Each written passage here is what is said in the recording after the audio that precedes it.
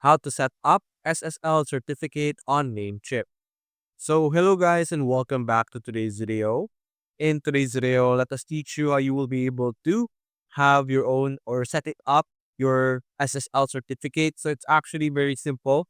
First thing that you're going to need to do is you're going to click on our domain list over here, click on all products, and over here beside or on the list of your domain, there should be an option over here that will say server list. So you're simply going to select the server list. If you can't see it on that area, you could also go to your hosting list, which will allow you to view your different or you could access your cPanel. Now, this is what our cPanel would look like, as you can see. So you're simply going to look on the tools and you're going to look for the option Namecheap SSL. So you're simply going to select that.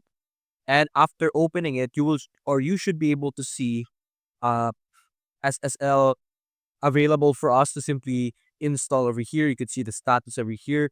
So what you're going to do is you're going to simply click on install and you should be able to then select the domain that you want to install it on. And then after that, you will be able to have your SSL be installed. So that's basically it, guys. If you enjoyed this video, leave a like and subscribe. Thanks for watching.